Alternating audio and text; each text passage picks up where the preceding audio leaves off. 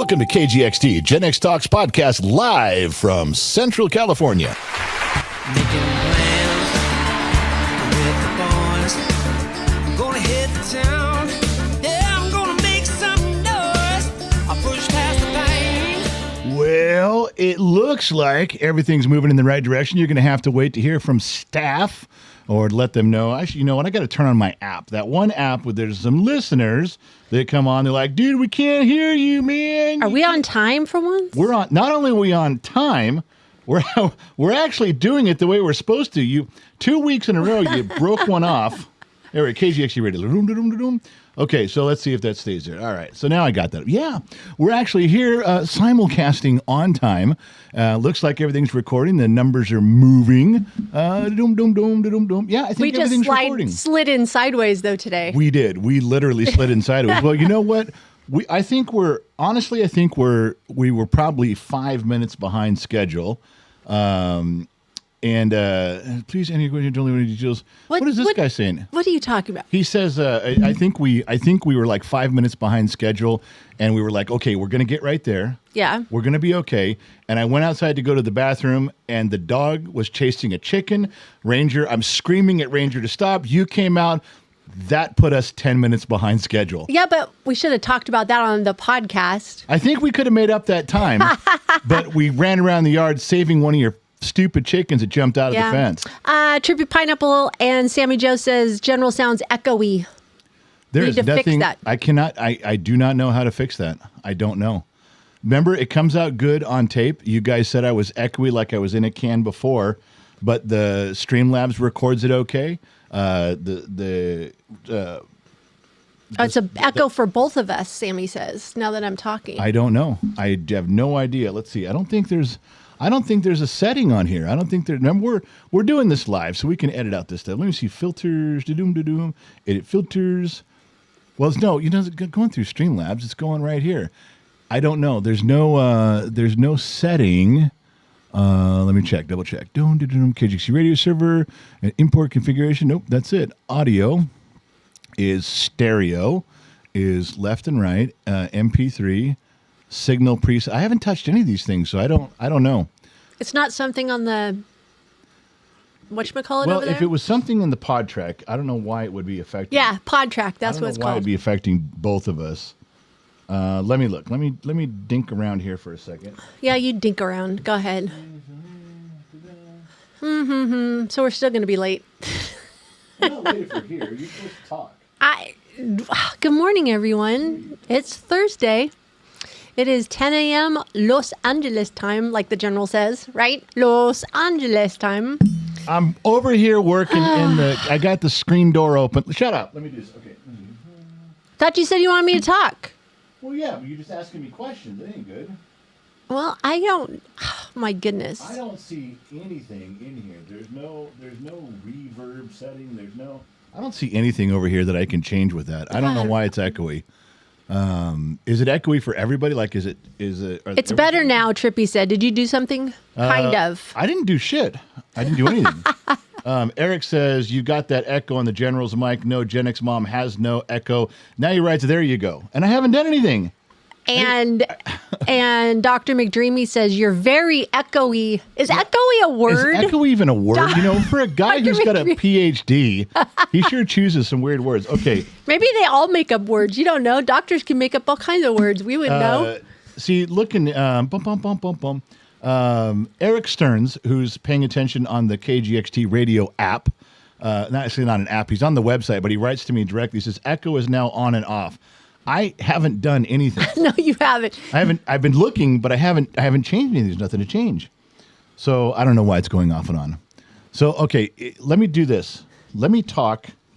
Hang on. Maybe your mic is picking me up. I don't know. Let me try that. Let me try to lower it. 1, 2, 3, 4, 5. 1, 2, 3, 4, 5. 1, 2, 3, 4, 5. Okay, your mic is not picking me up. You count to 5. 1, 2, 3, 4, 5. 1, 2, 3, 4, 5. Okay, so your mic is low. My mic is low. Now I'll raise Streamlabs a little bit so they can hear us. And I'll raise the butt a little bit. Let's see if that works. All right, staff, what do you think? No, still echoes. You have a lot of reverb. There's no reverb setting in here. I don't know what to do about that, guys. We don't change our settings. We just leave everything the way it is week by week. Oh, I was corrected. Echoey is a word. What is that? Why? Because Dr. McDreamy said echoey is a word. Now it's a word. No, he copy and pasted the dictionary Oh wow! thing for me. I appreciate that. Echoey. I have a problem with Dr. McDreamy anyway today.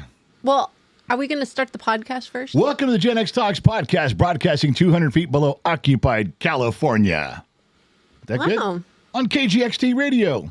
And then if you're not listening on the radio, you're listening later, then you're listening to the recorded version. Wow, that was kind of anticlimactic. What did you want me to We're here. But yeah, I don't have any background music. I can't play the tambourine while I'm doing it. 10 o'clock came way fast this morning. It was, well, for you it did. Shut up. I was an hour before you. I was moving and grooving. I even wrote you. See, what you don't know, ladies and gentlemen of the jury, is that we made an agreement as husband and wife. We were going to start a new thing. It had to do with some little moving around, some walking, some exercise, some shucking and jiving and doing. And we agreed we would both start at 8 o'clock in the morning. And I said, okay, well, if I get up earlier, if I'm out at 6 or 6:30 in the studio doing my stuff, you just walk out at 8 o'clock, open the door, and we'll start. So I reminded her at 7:30 today, hey, I'm in the studio. I'm working. I'm going. I'll see you at 8. At 8 o'clock, I get a text message saying, nope, not going to happen. I'm not going to make it. It is not going to happen today. So here is my problem. That didn't have to stop you. You could have happily went out to the chickens and took care of things. I knew that. You could have done it. All right. So here's my problem with Dr. McDreamy. Wow. And this doesn't even make sense to me. I mean, Dr. McDreamy, text line is open. You may. No, I don't need any rebuttal from him. This is literally nuts. And this is a situation where nuts and bolts common sense. Okay. When you apply it to a situation and the dude on the other side of the conversation is so fucking smart, they're almost overeducated. I mean, he's so brilliant. He's so smart. He's got so many degrees that sometimes I think he loses common sense with the common man. Like, for instance, he's so brilliant, I bet he forgot how to play tic-tac-toe. I think that's such a basic rudimentary game. It is. Dr. McDreamy probably is like, oh, I think I remember studying about this in my freshman year at CSUN. But I'm just That's making him sound like he's stupid. Not stupid. He's so smart that he's left us mere mortals behind. Okay, that's where I'm going with that. Now, okay. Here's why I say this, because the audience I'm going to explain something to the audience right now, and they're going to go, okay, I get that. All right. Right? So Dr. McDreamy wanted me to take a blood test. Yes, he does. Okay, what for? To check your levels. Because because why? Because he's given me new medications over the past few months. He wants to see how they're doing. Not just that, but go ahead. Not just that. Okay, let's derail the conversation. What else are we looking for then? I'll have to argue this and pull us back. What? He could see how your diet's been going. Sure, right? Okay. But he's looking to see if medications are working or they're not working. Same thing with you. He gives you medicines. He lets you go for 6 or 8 weeks. Has you take a blood test. Do we need to adjust the medications? Are they working? Are they not working? That's the basics of the whole thing. Okay. That's why you do it. So he says to me, he's like, hey, you didn't do your blood work yet. That is correct. I'm like, well, yeah. And I knew that. And I told him, I said, well, there was one medication that I wasn't being consistent about. I forgot to take this one. I've been pretty good about all the others. So he'll get an accurate reading. But if I just go out there, he's going to go, oh my gosh, boy, your thyroid medication really isn't working at all, because he's going to see the results. And I haven't taken my thyroid. Maybe I missed it for like 3 weeks. Holy shit. And then he's going to say, well, boy, I'm going to have to up your thyroid medication. It's really not working at all. I have to say, no, I haven't been taking it. Well, I'm sure you could. Then he's going to say, go take it and let's redo your blood work. So all I did was I put off my blood work. I got back on my medications correctly. And I want to make sure that I'm taking them for, 10, 12, 13, 14 days, whatever. So when he gets the results, they're accurate. That's all I was thinking. That is pretty rudimentary. That's pretty basic. Any jabroni like me would think, oh, shit, give your doctor the accurate information, take your medicine like you're supposed to. And he writes me back. I said, look, I'm waiting a minute. I'm trying to get my medications in order. I want to give you a good reading. He goes, quit trying to cheat the system. Now, I don't even know what the fuck he's talking about. How would you cheat the system? What do you don't cheat the stuff. Don't try to bend the rules. I'm not. I'm trying to make it accurate. Do you not understand that I should have said this. I'm trying to follow what you said because I was fucking it up before. I'm going to follow what you said, take the medication, then I'll take the blood test. But see, he's so brilliant. He's detached from the fact that I fucked up and I didn't take the medication on time. And he's like, you're trying to cheat. What the fuck are you talking? I'm not trying to cheat. How would you cheat anyway? I'm not having someone else piss in the cup for me. I don't know. Although you probably would. Well, this isn't a drug test. He's not going to fire me. So I had to explain to him, like, look, dude, I can't believe I have to explain this to you, but I'm just trying to make it accurate. But this is a case when a dude is so smart, he loses touch with the common man. I'm telling you, I would win every game of tic-tac-toe with Dr. McDreamy. He probably forgot how to play. Letting you know, that's a level that I would never be able to rise to, and he's there. He just wants you to get it done. Yeah, I get that part. Are you missing the point of the story? Now, see, this is where I can tell you have some affection for Dr. McDreamy. You're supposed to be blindly siding with your husband. That's a tough one. You need to side with me, and you need to be all, yeah, Dr. McDreamy, why don't you pay attention to what my husband's saying? He's trying to get shit right. And you're not. You're turning to me and going, oh, he's just looking out for you. He's just trying to do a good job. Sounds like a plan. Oh my God. This is why I can't. I want you to be healthy. I can't stay married to you anymore. Oh, yeah, we had that discussion. We did.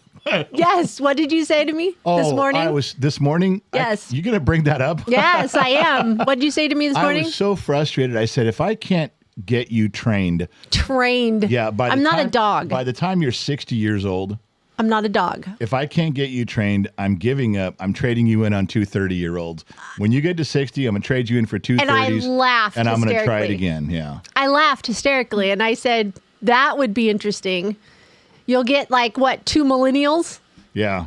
Good luck with that. Well, it depends on which. There's some nice millennials. I don't want them like any of my daughters or my daughter-in-law. The daughter-in-law in Vegas. No. I couldn't stand one of my daughter-in-law in Vegas, let alone 2. Or my daughters. They're all dingy, so no. That's what you're probably going to get. Well, then you better get on the stick, woman, and let me finish training Trained. I am not a dog. No, I know you're not a dog. I am definitely set in my ways right now. No shit. So take it or leave it, big boy. Well, I don't know what to tell you. There's only a few things that I don't, that I have a little trouble with. Oh, are we going to make a list? No, just one thing. I was like, when little badonkadonk action goes on, you never tell me that you have a good time after badonkadonk, ever. Do you want me to call you at work? Why would you have to call me at work? That's the only time you have a good time in bed is when I'm at work and you got to call me? I'm just saying. No, I'm supposed to. Okay. I'm just saying. That was kind of a bullshit thing. If I say after you have a good time, all right, never mind. No, I don't want you to call me at work and say that sex was fun. I wasn't there. I was at work.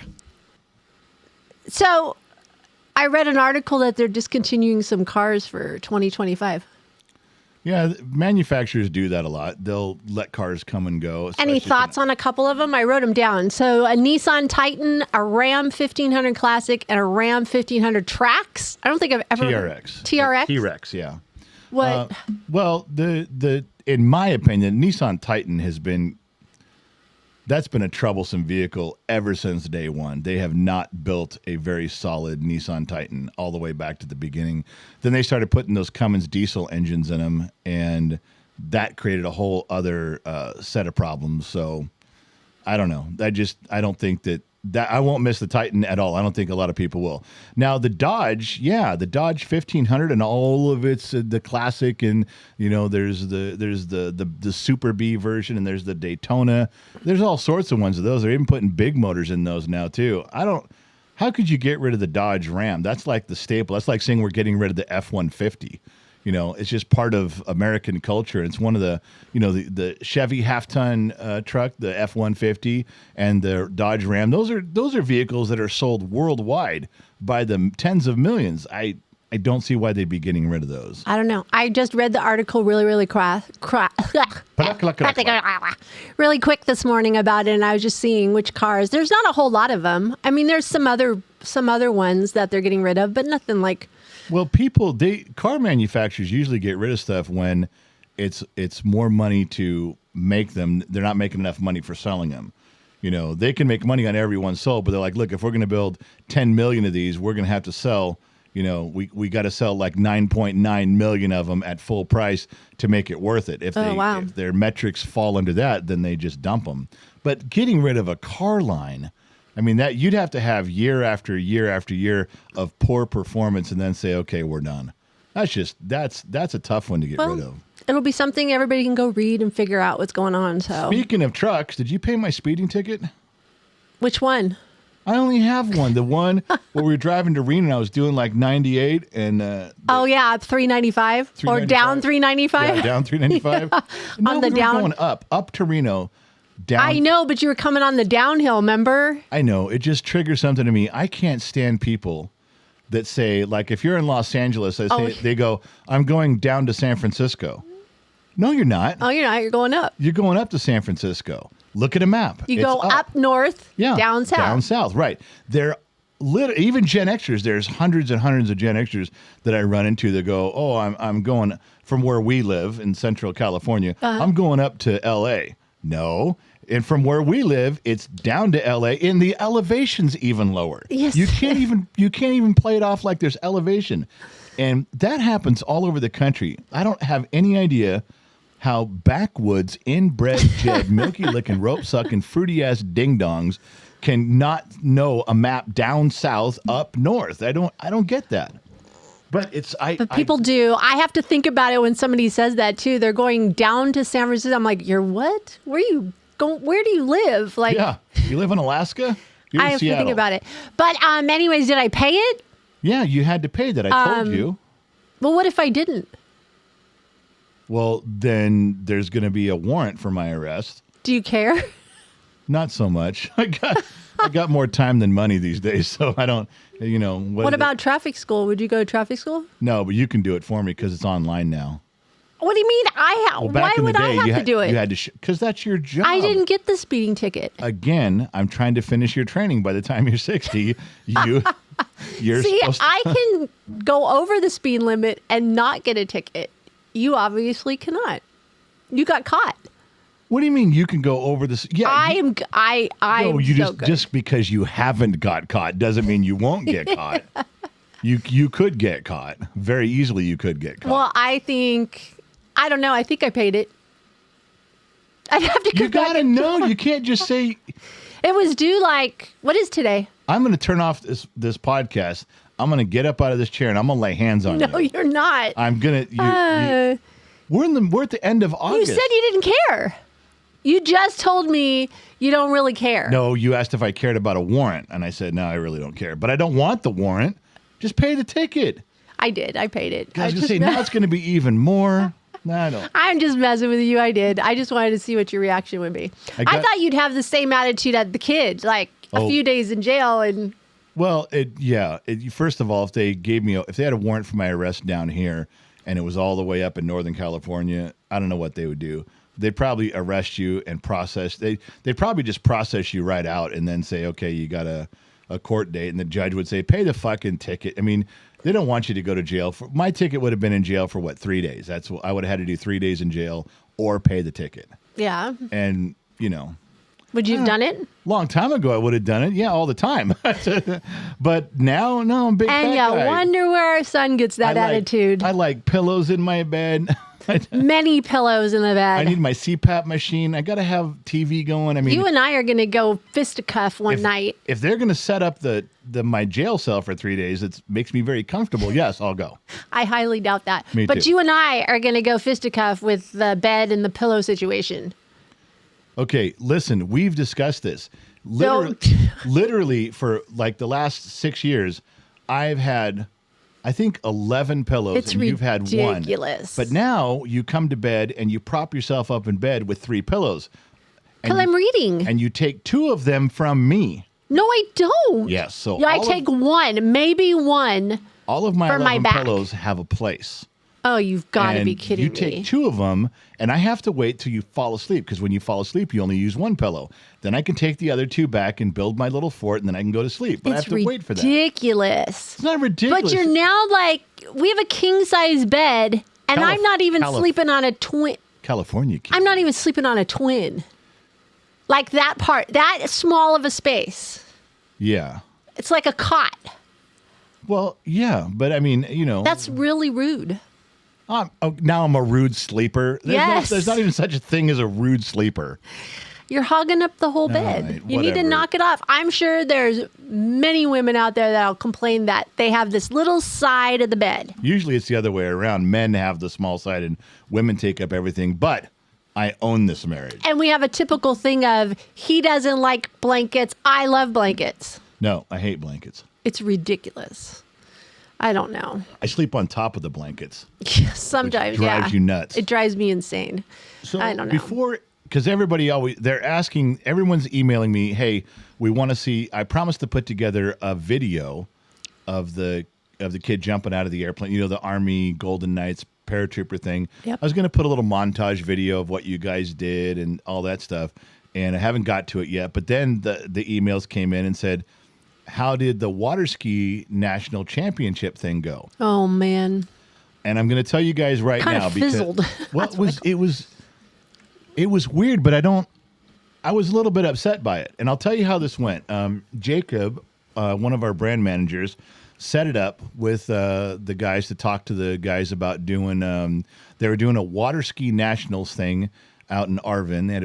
They had 4 big lake strips down there, and it was pretty cool when I went. Oh, out I there was going to see it. ask you because I didn't go what did it look like. It was pretty impressive. Really? It's a lot weirder than it looks on Google Maps when you go to try to figure out where But it is it an actual lake or is it like big canals? Well, okay, they're 200 feet wide. You could have 20 boats going in the same direction. No way. They're wide. Yeah, they're very wide. And It there's looked 4 like of them. huge canals like They on do, Google but Maps. I'm telling you, it's different when you're 20 there. boats wide. You could, for sure. And But when- it dead ends, right? They don't connect? Or do they connect? You can go all the way to the end, turn and then come up the other one, turn and go down. They're 4.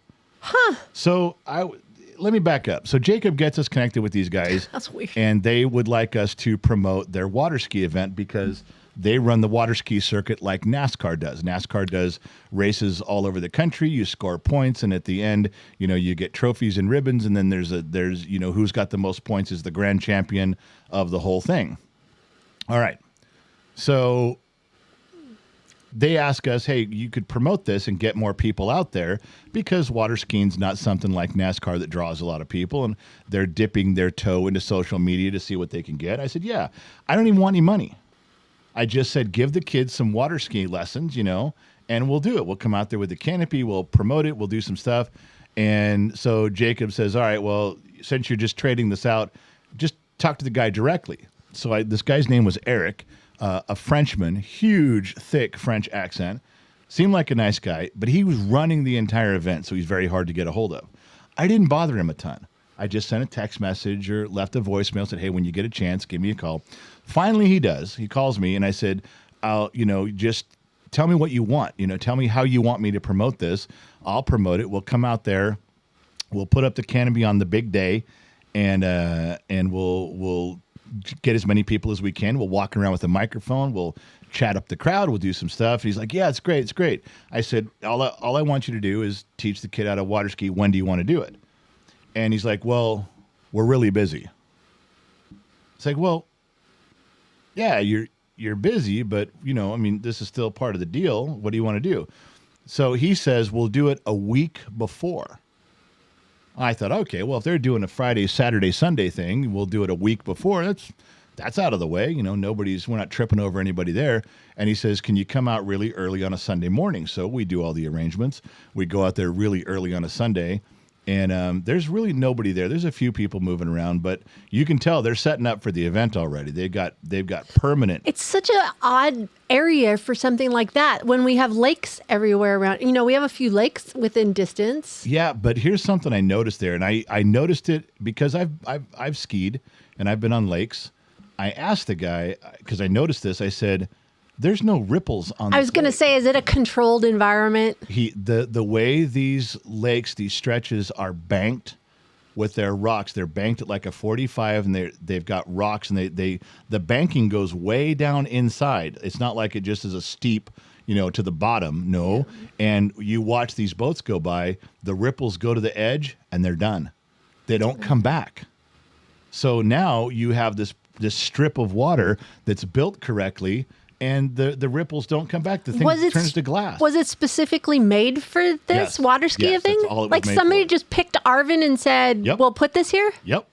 Tell people what Arvin is. Like Arvin, Arvin's California. Arvin, California is a little podunk town that's all about farming. Yeah, it's nice little tiny community. It's really small. I would say it's probably 80% Hispanic. And when you go out there to the little stores and stuff, they are the nicest people you'll ever meet. Yes. They are absolutely wonderful. I've worked out there too. This It's like a really homey community and it's really tight knit. But for it to be, it's in that southernmost part of the Yeah. San Joaquin Valley. I mean, you'd have to really look at it on a map. That's why I said, why would somebody pick that area? if you Google Earth the Arvin and you'll find the lake I'm talking about, the 4 strips. But it looks like they built 2, then added a 3rd, added a 4th. Why not? You got room. Just keep adding these things on. These That's strips. so weird. So I go get out it. They there. have a controlled environment for Oh, perfect great. conditions. Yeah, it was wonderful. And it Okay, was gotcha. brisk morning, and it was nice. We get out there, and they got this brand new. Is it Nautica or Nautique? I can't remember how you say. I always said Nautica. Thought it was a Nautica boat, but I mean, it's like he told me because it's a $180,000 boat. He goes, "That's all I ski with is brand new boats. They sponsor us every year." And I was like, "All right, that's lucky cool." him. Yeah. So I skied behind an Evinrude motor. An Evinrude motor. I think I had a Johnson outboard motor that That's I was what back in the day. So, but the thing with getting him out here, he's like, okay, come out on Sunday. It's got to be really early, and you got to hurry. I'm like, well, okay, we could do that. So remember, we're setting this up. So we go out there, and I'm of course smiling, I'm laughing, I'm trying to talk to everybody, and hey, we're really excited to be here, and tell us what you want us to do. What day do you want us to show up? And he's like, well, it's 5 days long.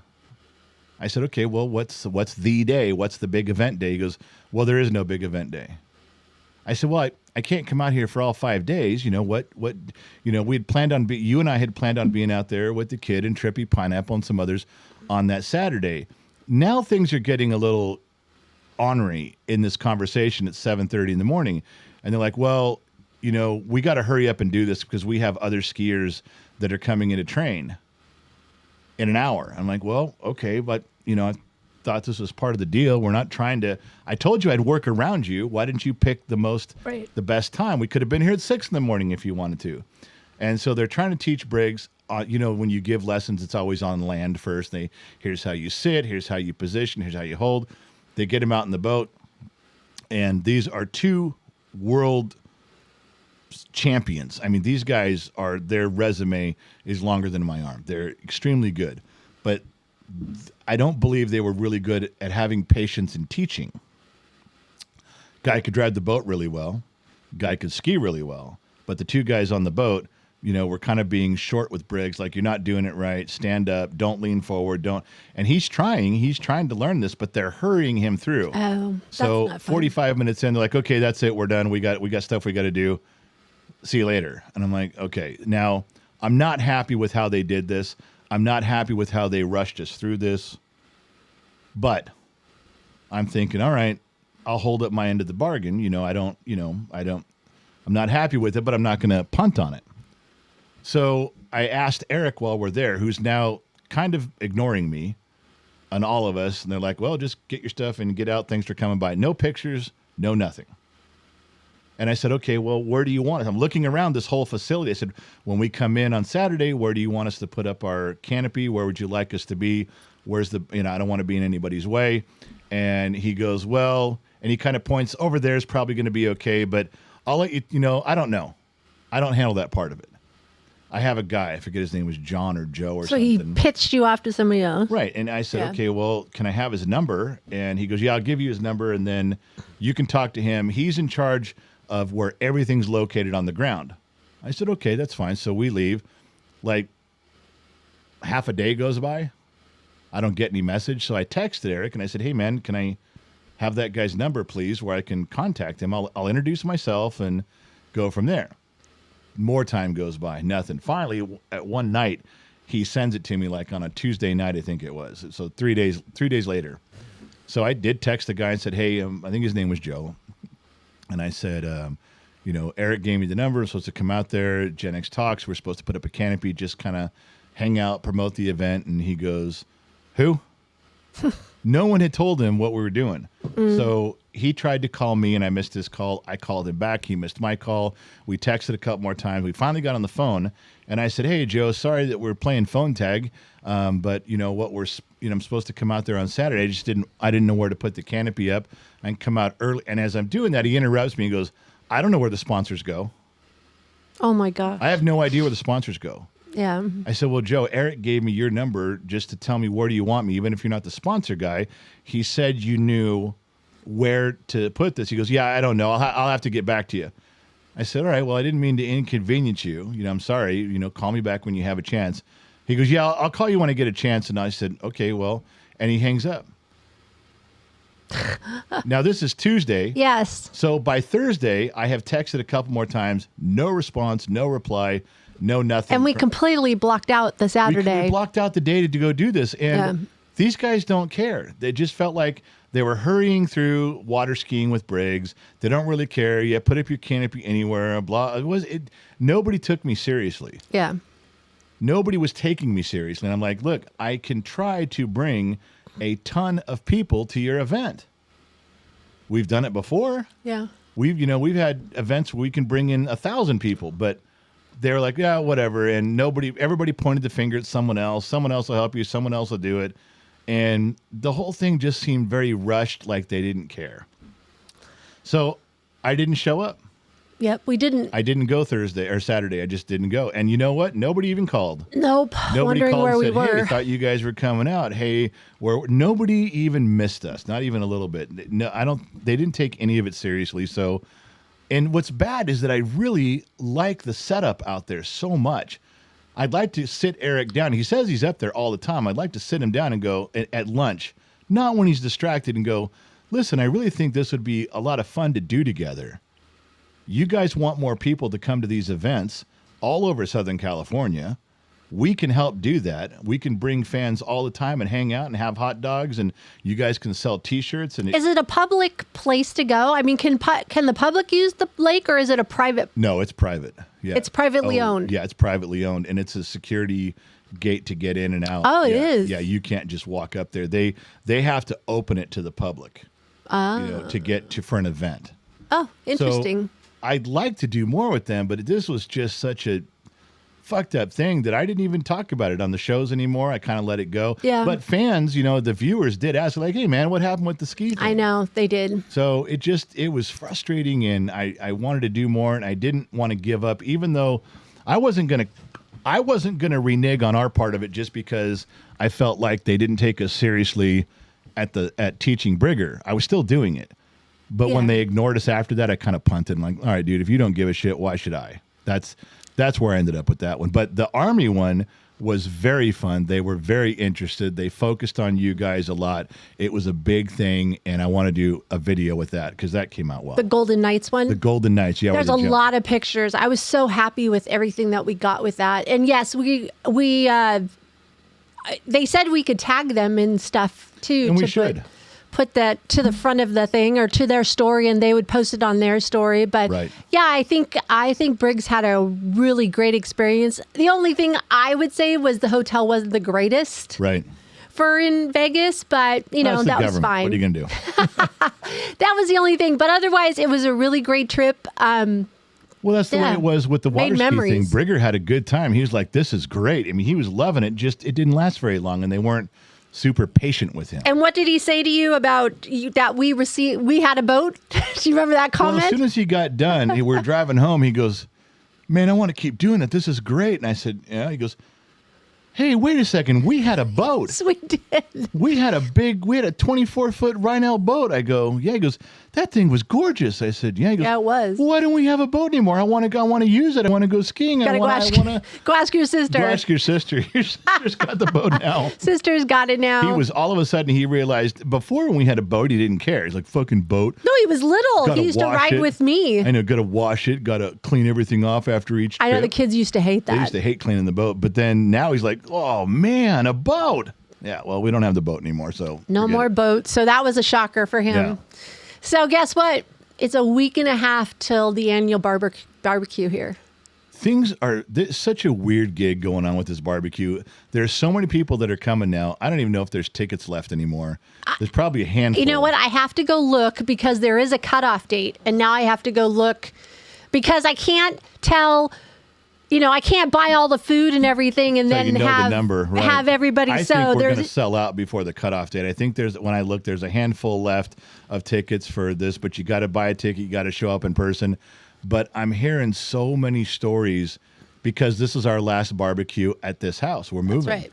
And I'm hearing so many stories about everybody talking about, man, when I get there, I just want to take pictures of everything. I want to see everybody. I want to talk to everybody. Yes. This is kind of the last one there. And people that are talking to me about that, they're already talking about the Vegas trip. I know. Like, okay, I know. we're As soon as this wraps up, I've got to start planning that one. Yeah, I mean, it's like, and that's the one thing about good. We're moving to the Dayton area of Nevada. They have no idea where that is. It's not Dayton, Ohio. No, Nevada. They'll have to go look it up.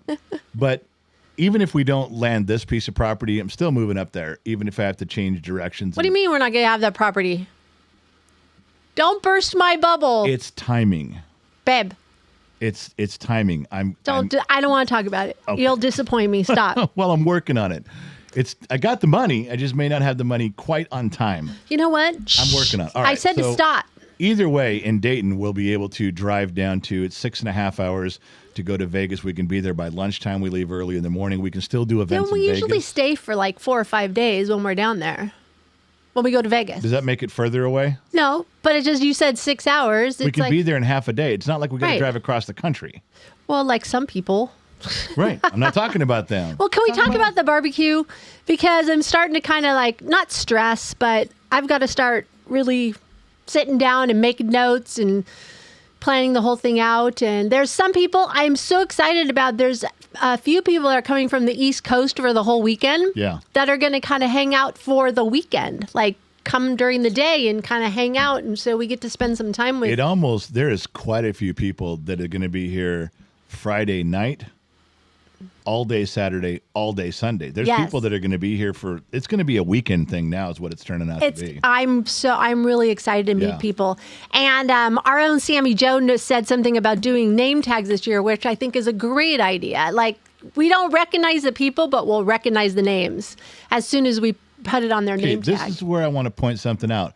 I told you to do that the last 2 barbecues. No, Sammy Jo came up with it. It was a great idea. She did. Sammy Jo has great ideas. Sammy Jo can't find her ass with 2 hands. You know what? You leave Sammy Jo alone. I came up with this idea 2 years in a row. Even at the Vegas one, I said we should put our names. One person, it should say Dr. McDreamy on the name tag. So people go, oh, you're Dr. McDreamy. They should have that. Wisen-Oak. It should say Wisen-Oak on it. But there was always a dumb idea. No one wanted to do it. Well, you know what? Now, Sammy Jo's brilliant. Oh, my God. I think it was a wonderful idea. I think it's awesome.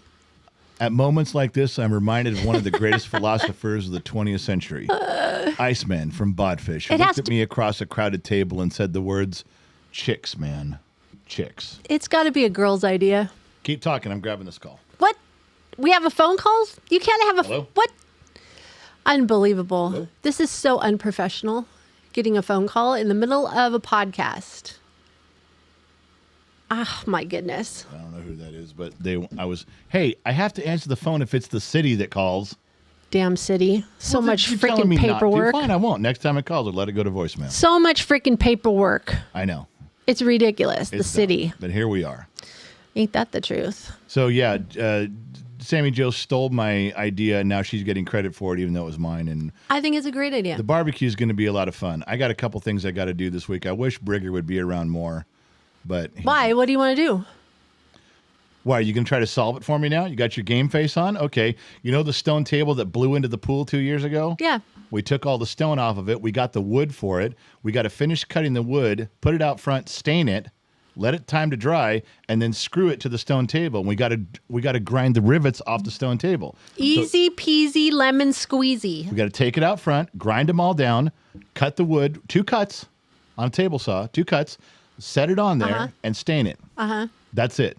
Yeah. That's one of the things that's got to get done. What are you doing Saturday morning? I don't know what I'm doing. I don't know what I'm doing Saturday morning. I'm just letting you know. Sounds like a plan for Saturday morning. There's things that need to get done. This studio's got to be completely put back together, everything cleaned up with every microphone and every camera working for when people... yeah, for the boys club. Here you go again. Oh, yeah. All us girls are like the boys club. Fine. You're not going to sit in here for the whole weekend. No, but we had a great time that time. We were all drinking. Everybody was drinking. Everybody was on mic and camera. That was fun for like 3 hours. Yeah, I'm leaving the door open this time. Why? Because so we can be, included in it. Look, it's going to be 110 out where you guys are, but it was nice and comfy. It's not going to be 110. Nice and comfy in here. Yeah. Fine. If you guys are worried about it, then all you girls can come in here and hang out for 3 hours. It was like half the barbecue. Was it? Oh my God. Half the barbecue. Yes. It was not half the... You exaggerate so much. No way. My harem girl sisters will tell you that it was like half the day you guys were in here. This is where you're confusing things again. No, I'm There's not. certain areas of life when I want you to exaggerate how big or long. This wasn't one of them. Oh, yeah, it was for sure. Absolutely. So, wait, what was this comment? You texted me this morning and said you got a text from Mrs. Four? No, you didn't. That freaked me out. I'll be honest with you. I miss Mrs. Four Watton so much every day. Even though she's gone, I send her phone a message saying, hey, I miss you. That's it. Aw. Or I'll say, thinking of you. The other day I sent one and said, really wish you were here and need someone to talk to. Because she used to counsel me. So every single day, I have not missed one day. I just sent like 2 or 3 words or a sentence. I know nobody gets it. I know nobody's going to get her messages. I know she's gone. And the phone will get shut off one day, and I'll be texting to a phone that isn't there. Or somebody else. Or somebody else's number, yeah. Somebody else is going to have her number. So today, I woke up, and there's a message from Mrs. Four on that phone. And I looked at it. I'm sitting at my desk, and I'm like, what the fuck, man? Oh, that's kind of creepy. And I opened it, and it's 2 pictures of Mrs. Four. Oh. And I'm like, okay. Now she never sent you pictures. Very rarely. I probably have over 3 years. I probably got 8 pictures in 3 years. I have some, but I never shared them with anybody. Right. She didn't want that hat. And I get 2. And then I get a short paragraph from her husband saying, hey, this was her and this is where we lived and you can share these if you want to. And I was like, oh my God. I replied back and said, sorry about all the messages I was sending. I didn't think anybody was getting them. I didn't think anybody was that. So we're talking a little bit right there. He's not a very chatty fellow. I think he's close to 70 years old. Yeah, so she said he was a little older than her. But it was shocking to see. I bet. I did like, whoa, how'd you send me a message? Yeah, after the comment you told me last week going, you had this feeling, she go, maybe she's not dead. Remember when you said that? I know. Maybe you said that and then that happened? It freaked me out a little bit. But yeah, so. I think we do that when people die because there's sometimes I think my mom's still down south. Like, nah, I just haven't talked to her in a while. And, she's just down there watching TV. I still feel that way about my grandfather. I think he's still there. Strange? That we just haven't talked in a while. Yeah, that's how I feel. I go, man, I should really call my mom and see how she's doing. And that's how I feel sometimes. Like, I guess I want her to be there. Like, I want her to just be there and answer the phone when I call. So speaking of Brigger, since we touched on him a little bit, we've talked with you guys all know the story that he's promised to be by. Yeah. And he messed up the one Monday thing. Remember, every Monday I'll be there. Every Monday I'll be there. I promise, I promise, I promise. And then Monday got messed up. So he says, well, I'll come Tuesday for a little bit. Oh, yeah. And I'll do a Wednesday thing. And I'm like, look, dude, can you just be here Saturday? Can you be here Saturday morning at 8? He goes, Dad, I promise. I said, okay, I'm going to set some stuff up. There's going to be some things we got to do in a timely manner. He goes, nope, no problem. I got my alarm set. I'll be there. 8 o'clock rolls around Saturday. no Briggs. Yep. 9 o'clock rolls around Saturday, no Briggs. Yep. Now, we told the story before about how we went out there with, we told the story last week how this all happened. We went out and unlocked his truck. He locked his keys in his. He had a meltdown this last week about missing that Saturday because he's messing up stuff with his family now. He's messing up stuff with his girlfriend. He's working all these hours, and he's like, yeah, I make $1,700 in 1 week. But then a week before that and a week after, he made nothing. Right. So now divide that by 3 weeks, and he's not getting it. He's not getting. He's frustrated, and he came home and he knew I was blowing him off. I'm like, fuck off, dude. If you're not going to be here when you say, I don't care. I didn't call him. I didn't text him. I just like, dude, it didn't matter. Well, I had three voicemails from him that I didn't listen to. Right. They were all crying, sobbing. I know, because he called me. He called me, and I told him, I said, stop blowing up Dad's phone because Dad is busy at the moment. And then he talked to me. I mean, I was physically talking to him on phone, and he goes, I was just leaving him voicemails. And I said, well, stop doing that. I go, Dad can't listen to him right now. And I said, he probably won't because you blew him off today. Yeah. This was really important. And he goes, I know. And I said, you got to work on your integrity. When you tell somebody you're going to do something or be somewhere, I go, you need to finish and follow through with that. And I said, and you're not. And I said, it's not just with your family. It's with your girlfriend. It's with everything like that. Your friends. I said, stop it. You need to stop. Well, I told him, I said, you're heading down a road. You're going to lose your family, lose your friends, or damage them. Maybe not lose them, but you're going to damage it. And then you're going to go, and then you're going to try to fix it, but you can't. Because you've already fucked everything up. You can't just flip a switch and everything's okay. You're not 8. Yeah, and that was the conversation of you got to put family first and keep your family intact because family's always going to be there. So after that big blow up, all the crying, he shows up. I guess it was the next Monday or something. Sunday night. No, it was a morning thing. He got here in the morning and he was going to work for us and do some stuff and help out. Okay. So he shows up and he apologizes and now he swears he's got his game face on. I said, okay, well, we missed a couple rabbits. We got to take the rabbits out. We got rid of all of our rabbits. For those of you that don't know, we took them all to the lady that we bought them from, and she's a wonderful, wonderful lady who has she's in this community forever. Every farmer uses her for their stuff, and she would find homes for the rabbits. She'll keep some of them. She's very good. But we forgot a few. We forgot 2 or 3. So I said, go out there. They went down the rabbit hole. They went down the rabbit hole. I said, ask Mom how many got left behind, so you'll know you got them all. Don't miss any this time. And I said, also, if you're not sure, there's a big, huge, long rabbit hole. I said, put the hose down there and turn the hose on slow. And as the hole fills up, the rabbits will just walk out. They don't want to be all wet. They'll just come out of the hole. Just, don't turn it on full blast, but just let it run and it'll fill up and they'll walk out. So he doesn't ask you. Nope. Like I told him. He didn't use the rabbit hole with the hose thing. So now he's leaving, and I'm like, did you get all the rabbits? He goes, well, I think so. I said, I told you to ask Mom to make sure. Oh, I didn't ask. First job, doesn't even follow my instructions. Then I said, hey, do you mind picking up the dog shit out back for us? Yeah. Guess what? Didn't even pick up half of it. He had to go back out and do it again. These are the first 2 jobs that we've asked him to do in his recovery of let me fix this, let me do everything, let me really focus on my family. And he did 8 jobs. All of them he fucked up, slacked off, half-assed every one of them in his I'm so sorry, I'm going to be a better son. The other one was we had to call the cable guy out here because we ran a new cable, coax cable, and Briggs says, hey, Dad, I know I'll get the coax cable. I know where the ends are. You bought the tools. I can do the coax end. I know how to put the ends on. I'll do it pro, just like Spectrum would. I got this. All right.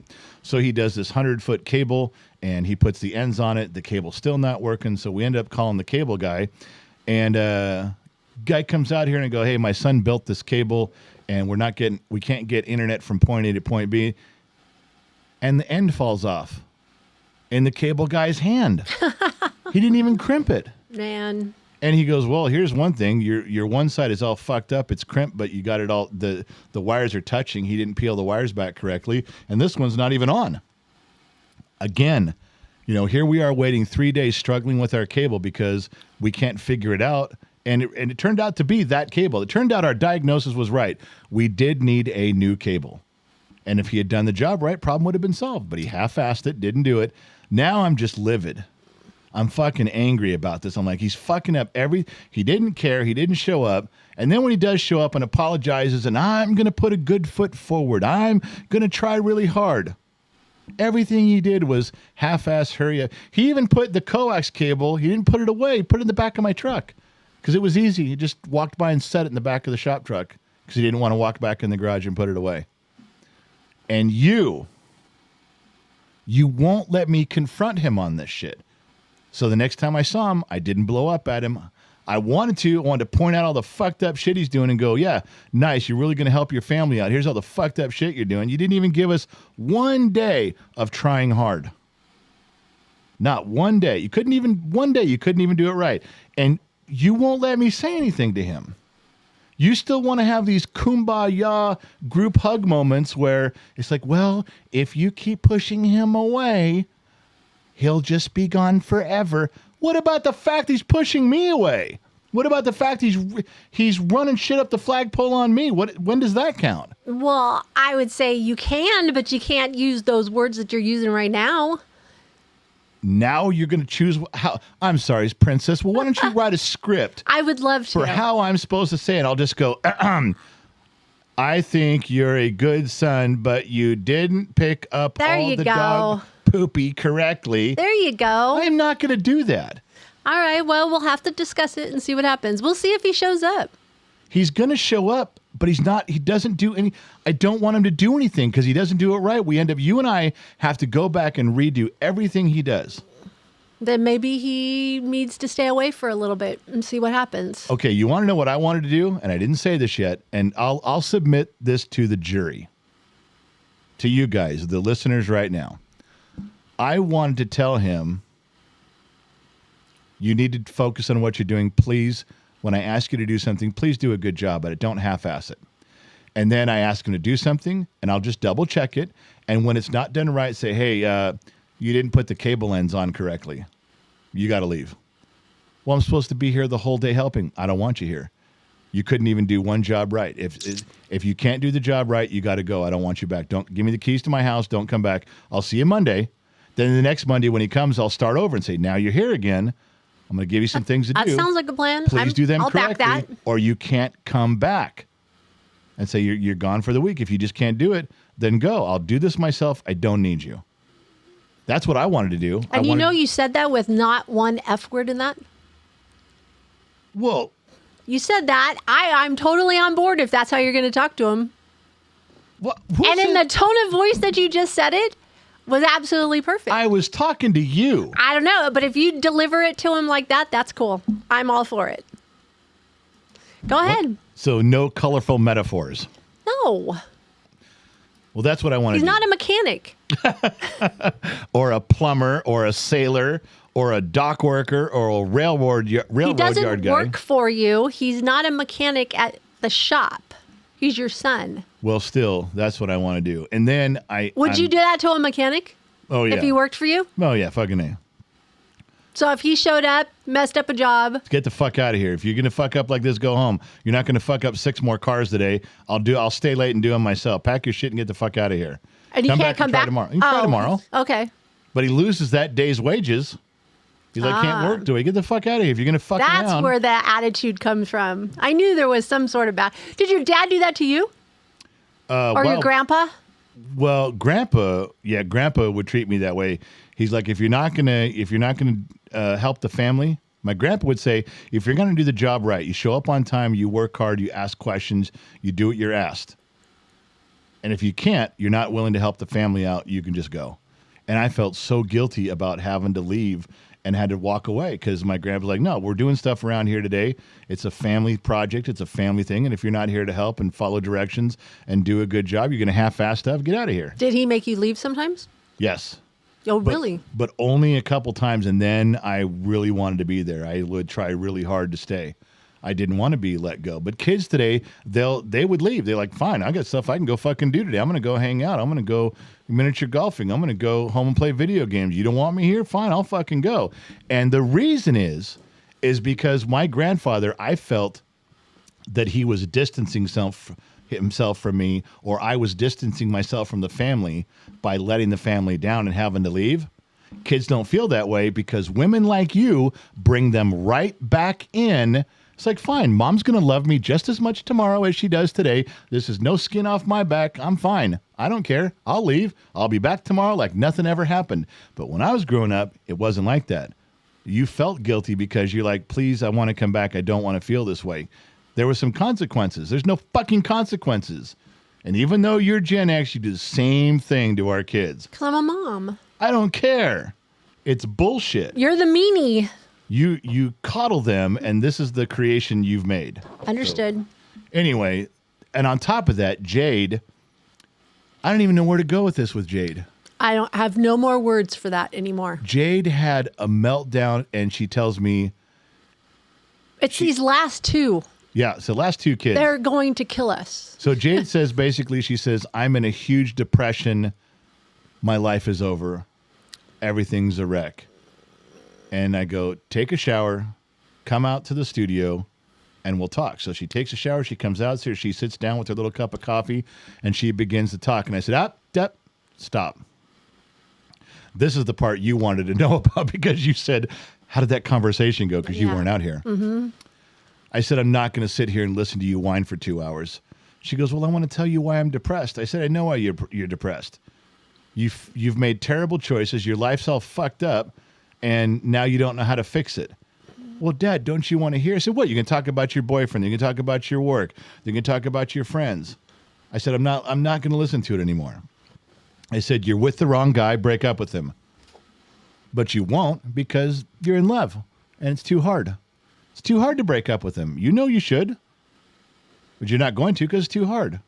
And it's a tough decision. They don't want to do tough decisions. No. I said, and you work with him. She goes, I know, you were right. I should have never. Now I see what you mean. I should not work I should not date a person I get it now. Hello. I said, yeah, I told you that already. You told her that before she started working there. So I said, the thing is you want me to tell you, want me to work through all these issues with you. You're not going to take my advice. Yeah. Why am I going to listen to you talk for 2 hours? Then tell you what to do and then not do it. Then I'm going to talk for an hour and you're not going to do it. Amen. I said, so let's just skip to the end. You shouldn't be with that guy, but you're in love and it's too hard to break up. And I said, the problem you're making here is I'm going to be, after you graduated high school 6 years ago, you said, I'm going to be a nurse. I'm going to make so much money. It's 6 years. You haven't even gone to the nursing school. Nope. You're not going to. I'm going to date a guy. She's not disciplined enough to do it. No. I'm going to date a guy. I'm going to get married. I'm going to have kids. I'm going to have a family. It's been 6 years. You're with this guy. You're not going to. And I told her, I said, I want you to listen to something because you never listen to anything I say. So try this one on for size.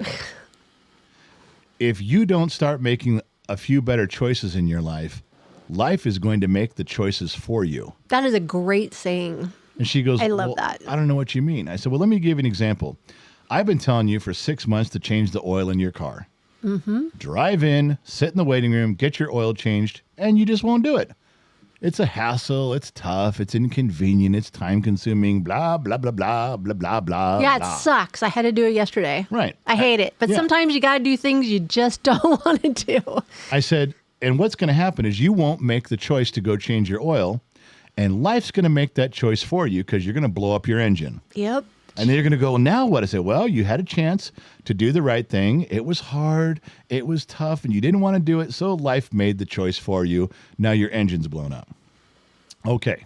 And then it spirals down from there. Sure. I said, you're not going to break up with this guy, and eventually you're going to come to me, and I'm saying, well, I just want to have a husband and children. I said, you're too old. You're going to get to a point where your body will not be able to have children anymore. Or you're going to be so old, you really don't want to be a 40-year-old mom with a brand new baby. Maybe it's just too old. You're just not. I go, you keep putting off these choices, life's going to make the decisions for you. I said, Do you think they're going to want someone starting nursing school at 50? And if they do, they'll probably take you. But if people are going to hire nurses and they have 20 nurses to choose from, all inexperienced, none of them know what they're doing, are they going to want, a 25-year-old girl that's gone to college and now she's trying to be a nurse? Or are they going to want a 45-year-old girl who became a nurse late in life because she has no fucking clue to what's going on? I go, they're not going to want you, or there's a chance they won't want you. I can't say no place will. No. I said, life is going to make these choices for you because you're not making choices for yourself. That is correct. Just like your car. I actually think she got that. I would hope so. But then she turns around, she says, don't worry, Dad, I gave my boyfriend an ultimatum. Again, which one? What, number 3? Oh, 5. We're on the 5th ultimatum. No, it's not. Yeah, it is. Okay. And she says, I gave him till January to straighten his shit out. January again? I go, January? Wait, didn't she leave like January and say she gave him 30 days? She's been moved out a year, and she gave him 30 days when she moved out. That's what I thought. That was her ultimatum. Right. And then after that 30 days, she gave him 3 months. We're on number 5, and I said, why on earth are you giving him till January? Tell him to get his shit together tomorrow. Tomorrow. Yeah, what? Why? She thinks he's going to change in a few months? Well, here's the parenting angle I took. Okay. I got a piece of paper and a pen, and I said, all right, you gave him till January. What does he have to accomplish by January? Oh, this should be good. She goes, what do you mean? I said, well, I'm sure you yelled at him. She said, God damn it. I'm giving you till January. If you don't get A, B, and C done by January, I'm fucking gone. She goes, I did. That's what I told him. I said, okay. I just want to write down what A, B, and C are. What'd you tell him? What does he have to do by January? And she sat back in her chair. She pulled away from me. She goes, well, why do you want to know? I said, because after we write down the 3 things he's supposed to do by January, and he doesn't do it, and you don't leave him, I'm kicking you out. You did not say that. I did. I said, you're going to write down because you're giving him an ultimatum, and I don't believe you. You've given him ultimatums before. So what are the things he's supposed to accomplish? And let's hold him to it. And when he doesn't do it, you break up with him. But if you don't hold yourself to this ultimatum, I'm breaking up with you. You're out. So either you're going to lose me or you're going to lose him. And this is your ultimatum. These are your rules. This is your thing. All I'm doing is like holding someone to their New Year's resolution. That's all it is. It's all it is. You set this up. I said, I'm so sick of you moving the goalposts on this guy that now I'm going to hold you to it. And then she wouldn't tell me what the 3 things were. Huh. Because if I can't write them down, I can't hold her to them. Exactly. So now what? If I don't know what they are, then she can't hold him to it. Yeah. You know what? I feel bad. And then I'm going to be the mom here in a second. I'm going to say, I feel bad for him, for the boyfriend a little bit. I'm sure he's got some things that he would like fixed on her. Why is it always her giving the ultimatum? Well, why doesn't he get to reciprocate and go, okay, if I'm going to fix these things. Oh, yeah, because my daughter's a fucking nut job in some Why things. aren't you, if I'm going to fix this, that's what I would say if I was her boyfriend. If I'm going to fix this, then you're going to fix, The truth is, none of this is his fault. I want the audience to know this. Yeah, this is good. This is nothing. This is not a bad guy. He's an average dude. He's just not the right guy for her. Not the right guy for her. He really isn't. He's not a bad guy. No. We've had him over for family. Yep. He's played family games. But it's just. He was at the last barbecue, the Gen X Hugs barbecue. He was. Yeah, there. It's just not for her. But the problem is that she pursued him. She's like, oh my gosh, there's this guy at work, and I wish he'd notice me, but he doesn't notice me. I'm just going to sit next to him. I'm going to sit next to him. Well, he won't eat lunch with me. I'm trying to get him to eat lunch with me. Sounds like high school. Then he ate lunch with her. Now I'm going to ask him out on a date to see if he'll go. Yeah, he won't go out with me. Finally, he went out with me. Dad, now we're dating. He's not asking me to move in, so I'm just going to move into his place. He hasn't even asked. She has pursued him this entire way. Exactly. This guy So she set herself up for disappointment. Completely. It's all on her. Did you tell her that? Yes. And what did she say about that? That she set the whole thing up? I only brought it up once. This was like a year ago because it really hurt her feelings. But she needs to realize that this motive, whatever she does not work. It just didn't seem like something I should I should bring up at every argument because it really hurt her to the core because I said, he isn't pursuing you. No, he's not. I said, he didn't try to date you. He didn't ask you to move in. He hasn't asked you to get married. He hasn't talked about having kids. You've done all this. Right. And exactly. you're mad at him because he's not responding the way you want. He's been very, very agreeable. Like, I'm 35. I drink beer. I work 2 jobs. I ride a motorcycle. And I'm totally content with my life the way it is. Yes, he is. And you're mad that he won't change it. That's right. And be the person you want him to be. And you're mad at him. And he's like, he has not lied to you once. He has not deceived you or been dishonest. Nope. He has not promised you things. You just have done all of this. And every time she gives him an ultimatum, he does not come chasing after or worried about it. He does. He still doesn't pursue And her. he knows that once the ultimatum time, the deadline comes, she'll be back. She always does. He goes, she says the ultimatums, the day is past. He goes, yep. I know. You know, the day's passed. Uh-huh. I told you today. He goes, oh, yeah, I got you. So what are you going to do? Well, I'm going to drink beer. I think I got a load of laundry I got to do today. I'm going to watch TV and go to my 2 jobs. Yeah, he's very polite about it. Doesn't change. Is.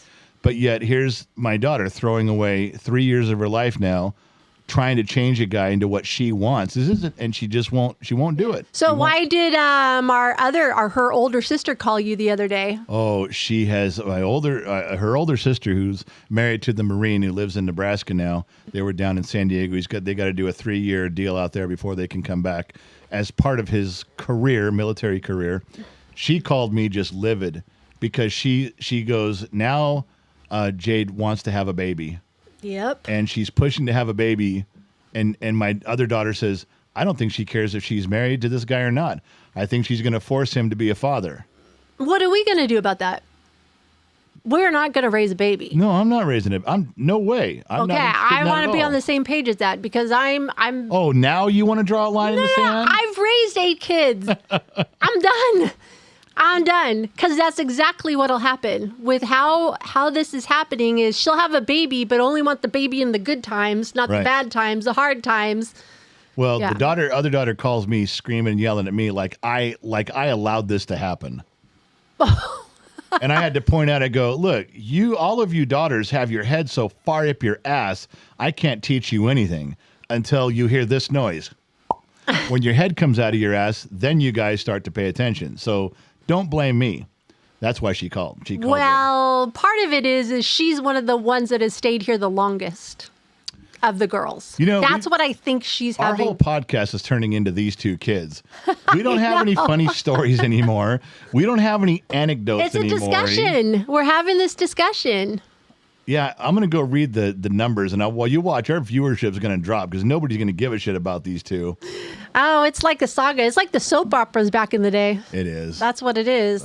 So you don't want to discuss it anymore, huh? We're done? I'm tired of this shit. We get caught up. I don't mind giving an update, but it should be like 5 minutes on each one, and then we get back to what we were talking about. Wow. That's how I feel. Okay. That's what I'm saying. Do you have a car story this week? I thought of one dumb one because we talked about that other one when I had the tire store up in Oregon and the lady who the tires fell off her car. That was funny. We used to up in Oregon. They have changeover seasons on tires. You have winter tires and you have summer tires. Winter is coming. And winter tires have studs in them. They literally have metal studs that you put into the tires. There's tires that are made with holes in them. And you take the brand new tires and you put it, there's a little, like a gun type of machine, and you put the studs in the tires. It's called studding tires, and it's a pain in the ass. And but what we would do, we came up with a clever way to get repeat business. So if you have 2 sets of tires and you come in and say, put my winter tires on, now you've got 4 summer tires. What do you want me to do? Throw them in the back seat of your car? Oh. You got to take them home. You got to find a place to store them in your garage, and it's a hassle. So we had a lot of room in our warehouse, and we had racks. We bought tire racks. So we would store customers' tires for free. For free? For free. We'd say, because we get to see their car next year. Oh, that means if we stored, 300 customers' tires, we got 300 customers we saw twice a year. Guaranteed. Guaranteed. You have an oil leak, you need brakes or whatever, we get to see their car. What does it cost to change out your tires like that? What was it going for? Back then, this is 20 years ago now. I know. Back then, it was. I think we charged $40.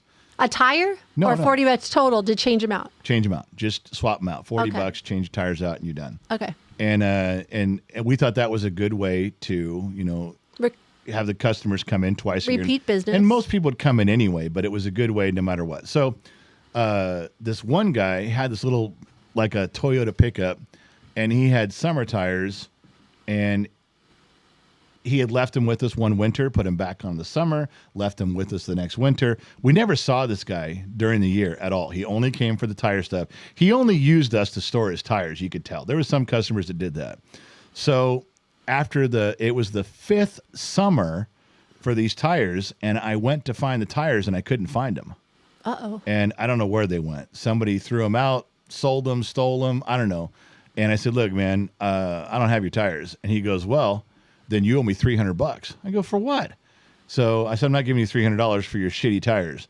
So he calls the cops. Cops come over. And I said, I did lose his tires. And they said, well, do you want to replace them? And I said, sure. I said, I'll give him $50 for his tires. And the guy freaked out, and the cop's like, $50. I said, well, hold on a second now. These tires were 6 years old. It was going on his 5th season, so he'd already had them one season of wearing them. Then this is our 5th time holding them. I said, so these tires were 6 years old.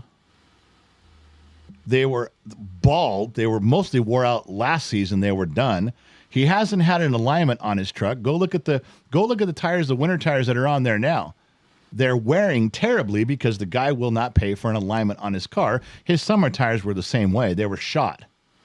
So how much are a used set of tires that are balding, that are wore out from not having an alignment, how much would they be worth? Why do I got to pay him $300 fucking For brand new ones. For brand new ones. Yeah. When I only owe him the replacement value of his shitty fucking tires that he leaves here and only comes by twice a year just so we'll store them for free. It's not like this cat even comes in here for an oil change. He just uses us to store them.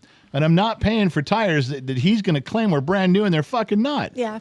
He goes, well, what if I tell a judge that they were new? I said, you better have a fucking receipt, and it better be dated before today. Amen. In fact, it better be dated last year when you dropped them off. So if you can find a set of tires and a receipt from last year, you let me know. And the cop turns around and he goes, do you want to pursue this anymore? And he goes, well, can I? He goes, not with me. He goes, this is a civil matter now. I go ahead, big boy, sue me for $300. You're not getting shit when I get done with you. So he came back like an hour later and asked for the $50, and I gave him the $50 and made him sign a receipt that covered the replacement of his tires. Smart. Yeah, cover your ass. I know it's a dumb thing, but that just popped in my mind because I can't believe you stored tires for free.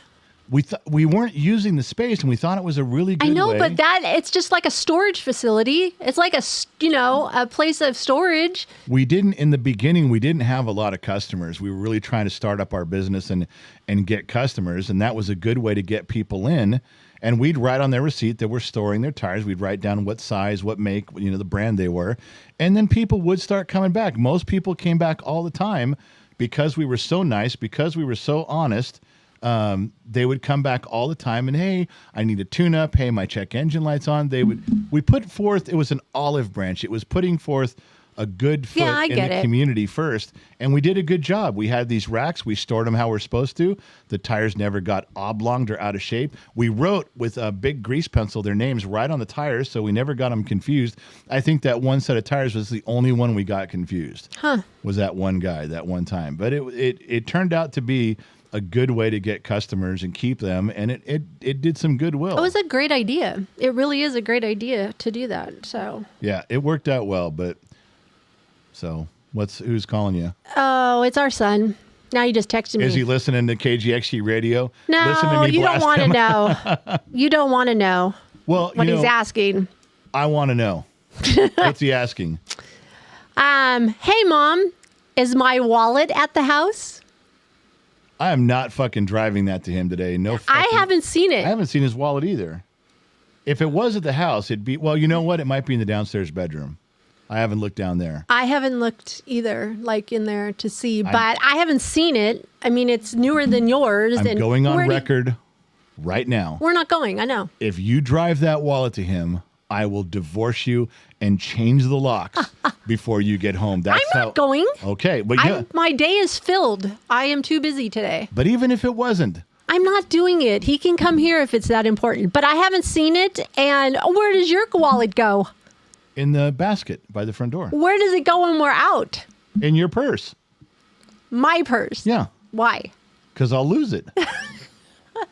You carry all my stuff. All I know. have to do it's is pathetic. All I got to do is snap my fingers. Bullshit. And I can go from sunglasses to regular glasses. I can snap my fingers and I go from having no I'm going to money make you hold my purse. to having a wallet.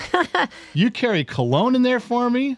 You carry everything. You are really good at that. Now see, this is you're very well trained. We got a little ways to go before you hit 60. And you think a 30-year-old's going to do that for you? They'll lose it. Yeah, probably not.